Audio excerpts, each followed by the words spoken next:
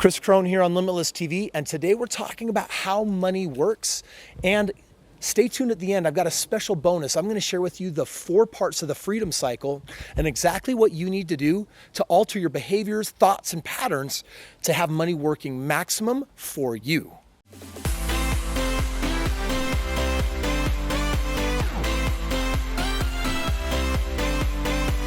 So how does money really work? Understanding money is what we're going to be talking about today, because when you look at poor people and rich people, you've got the majority and you've got the minority. And today I want to focus on the minority mindset, because the majority of people that are out there, what are they really doing with money? How do they feel about money? How do they think about money? First of all, money for the majority does not have a really positive mindset. Right now we look at those with money and there's jealousy and there's pride that says things like rich people are dirty, they're filthy, they're rotten, and they're stinking.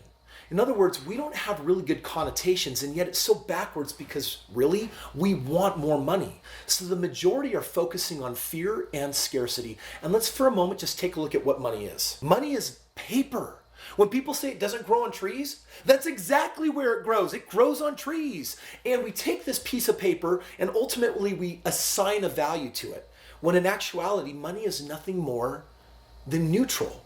School will not teach you about money, but I'm going to do it right here for you today. This neutral piece of paper, you get to decide whether it is good, and you also get to decide whether it's bad. It's your choice. Sometimes old school deep Christian thinking takes some of the scriptures and perverts their meaning into the idea that money is bad, or you can't get to heaven, there's no U-Haul that goes to heaven, and that rich people are evil, or they'll take advantage of people. Money does not do that. Money only magnifies the person. That's why we have people like Mother Teresa that left Earth, and she left a multi-billion-dollar organization changing the world. We got people like Bill Gates. What did he do with his money? He's eradicating diseases on entire continents. We got people like Oprah Winfrey, that is the richest woman today. And look at the value that she has created in the world. You know, I don't think it serves you or I to decide that people with money are bad and people without money are good. Oddly, in my world, the pride of the poor often outweighs the pride of the rich. So let's talk about this cycle that if you're looking at money, and what we're going to do is we're going to earn it, then we're going to spend it, and then we're going to be broke.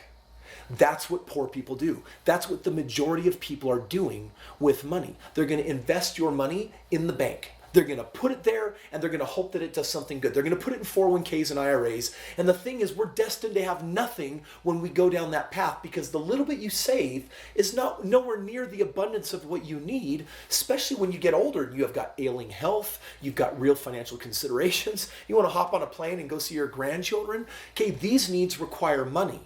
So we get to change our mindset about it and shift from the majority mindset and go to the minority mindset. If you follow the majority, you are on the guaranteed route to being broke. What we're going to focus on is how you create value in the world, because money follows value. And you and I, we've got gifts, skills, and abilities. And the question is, you are either using those abilities to build and grow life and build value for yourself and other people, or you're not creating enough value. And right now, if you're sitting down thinking, man, Kris, I wish I had more money, as harsh as it may sound, I would be saying, then maybe you're not creating enough value in the world, because money will always follow real value. Because if money just sits in the bank, it loses. Money sits in the bank and loses. But when you're investing and leveraging your money appropriately, you're growing, you're creating massive value. And I'm going to give you the model for exactly how you do that right now. So here's what the rich don't want you to know. This is what the rich do with their money. Their financial literacy takes them down a very different path, which I call the freedom cycle. And let me draw your attention a little bit to what we're talking about here. This freedom cycle is what ultimately creates the possibility for you to step into wealth. The first step is create value. Now, by the way, having a job working for someone else obviously creates value, but I'm going to challenge you. What is the maximum amount of value that you can create? Real estate done the right way can create massive amounts of value. Rich people, they're starting businesses. They're investing in startups. They're doing different things to create value. They're not doing the safe things. They're doing the really big things. After they create value, Then when they get paid, there's something mysterious they do with their money. I'm leaving it blank to see if you can figure out what it is. Number 3 is they'll then pay their bills. We all got bills, we pay them.